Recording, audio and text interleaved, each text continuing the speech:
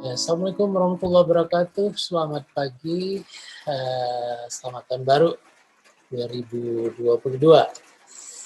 Semoga semua kita sehat walafiat dan happy selalu. Ya, pagi ini saya akan mengangkat topik tentang kiat sukses PTM. PTM itu adalah pembelajaran tatap muka. Yang kemarin sebelum keluar surat 4 menteri ya, surat bersama 4 menteri tentang PTM, maka kita sudah mengalami selama 2 tahun melaksanakan program perkuliahan dengan online, atau kita sebut dengan PTL, program tatap layar. Nah, bagaimana agar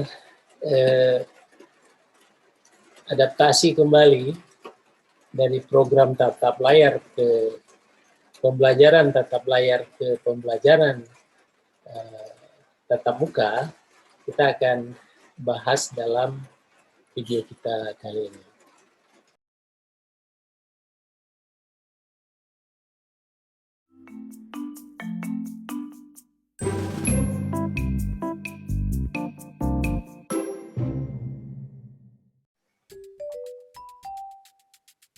Baik, kalau dulu kita berbicara tentang bagaimana transformasi, bagaimana mempersiapkan diri kita dari pembelajaran tatap muka menuju pembelajaran tatap layar, ya, PTM ke PTL, atau dari luring ke daring.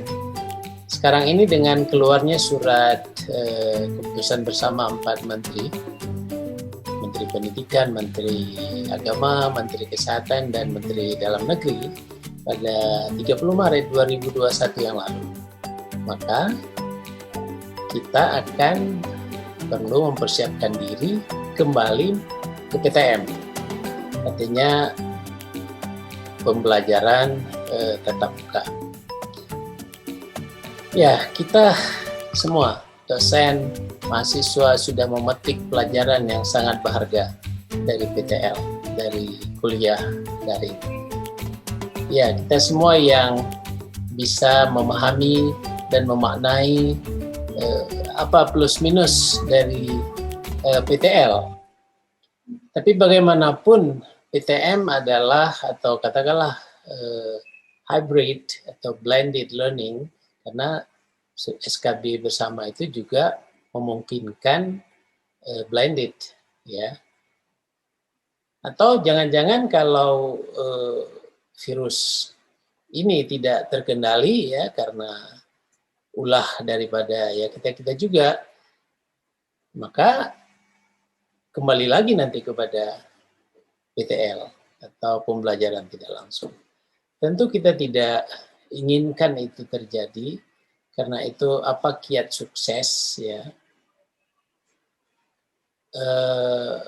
proses PTL ke PTM ini kembali. Ada 4 poin penting yang akan kami share dalam video. Pertama adalah sangat kita perhatikan adalah disiplin diri. Bukan hanya mahasiswa yang ditekankan, tetapi juga pegawai, para dosen, laboran, pegawai perpustakaan. Nah, semuanya ini harus atau dituntut adanya disiplin diri. Apa itu disiplin diri? Ini adalah bagaimana kita melaksanakan norma-norma PTL kemarin yang baik dan yang kita anggap baik secara sadar, ya, dan harapannya sudah menjadi membudaya untuk kita bisa terapkan kembali itu, ya, semasa PTM ini. Apa itu? Misalnya kita sekarang kemana-mana pakai masker, atau paling tidak kita membawa masker. Di keramaian, ya, kita akan pakai, misalnya di masjid, misalnya kita akan diwajibkan untuk memakai itu. Apabila kita membawa masker, memakai masker bukan karena dipaksa, bukan karena disuruh, tapi dengan sebuah kesadaran bahwa masker menjaga diri kita dan juga menjaga teman kita atau orang lain, maka kita sudah disiplin dalam menggunakan masker ini. Yang kedua adalah cuci tangan. Bukan hanya sebelum dan sesudah makan, tetapi sedapat mungkin dan sesering mungkin kita mencuci tangan dengan air yang mengalir, dengan sabun misalnya. Kemudian tentu di kelas ini harus jaga jarak juga. Nah, oleh karena itu pimpinan dalam hal ini harus menyiapkan sarana dan prasarana yang memungkinkan jarak antar mahasiswa itu terjaga. Nah, demikian juga di dalam masa praktikum, ya, dan lain-lain, seminar. Kemudian ini yang sangat penting juga adalah etika kalau batuk, ya. Ketika kita bersin, ya kalau sunnahnya kalau bersin, siapapun yang bersin, ya kalau sunnah dari Rasulullah Muhammad SAW adalah yang bersin itu membaca Alhamdulillah, ya. Nah, dengan prokes kita tidak bersin ke depan umum, ya, tapi kita harus, misal katakanlah kemarin kita bersin, ya Alhamdulillah gitu ya. Ya barangkali kita terbiasa membawa sapu tangan, ya, bawa sapu tangan. Jadi, nah, etika batuk, etika bersin, dan etika-etika lain, norma-norma lain ini mestinya sudah bisa diterapkan dengan baik. Itulah yang kita sebut beberapa poin daripada prokes yang harus dijalankan. Katakanlah ya muscle memory kita gitu ya. Karena itu sudah membudaya. Ya, di samping tentu kita menjaga lingkungan kita. Lingkungan yang baik dan sehat.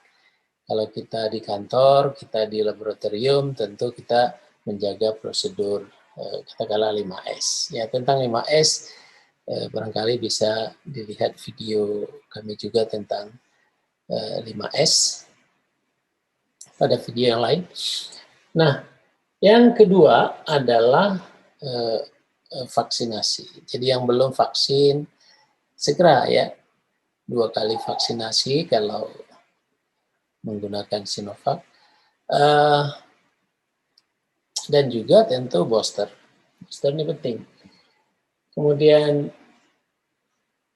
ini barangkali menyangkut psikologis ya. Mudahnya sekarang informasi itu tersebar lewat media sosial. Kadang-kadang tanpa kita cek dan recheck, mudah saja kita mau forward kepada orang lain.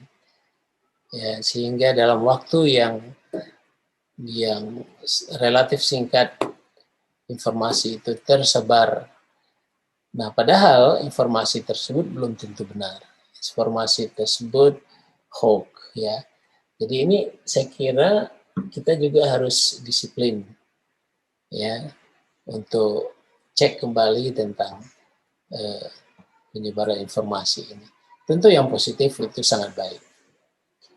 Dan yang terakhir, last but not least, adalah peningkatan ibadah. Ya, bagaimanapun ini semua ya penyakit dari Allah dan kesembuhannya juga dari Allah Subhanahu wa taala. Oleh karena itu, pendekatan yang paling penting dan yang paling baik adalah pendekatan kita dengan Yang Maha Kuasa, yaitu Allah Subhanahu wa taala. Ya, makin dekat ke masjid, banyak berdoa ya. Karena betapa ya bukan hanya kehilangan jiwa yang sangat menyedihkan kita ya semuanya, tetapi selama COVID ini banyak sekali yang hilang, dan kehilangan itu mestinya menjadi pembelajaran kepada kita semua. Jadi karena itu kita mau sustain. Itu intinya adalah kita mau sustain. Jadi kalau 4 ini kita jaga, sustain gitu ya. Artinya ini bisa berlangsung. Sustainability-nya bisa jalan.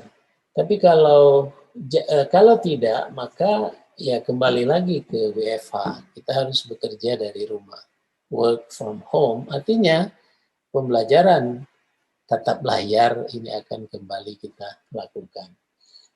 Ya, kita harapkan yes ya, sehingga kita bisa lanjut dengan PTM walaupun terbatas. Terbatas karena kita diikat oleh, sebenarnya ikatan ini adalah ikatan yang sangat baik.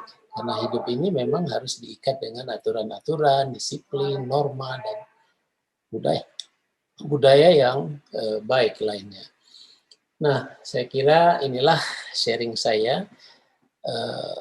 Senang sekali bisa bertemu kembali dengan mahasiswa di ruangan kelas ya, untuk bisa kita menunjukkan senyum kita langsung ya, bukan dari layar gitu.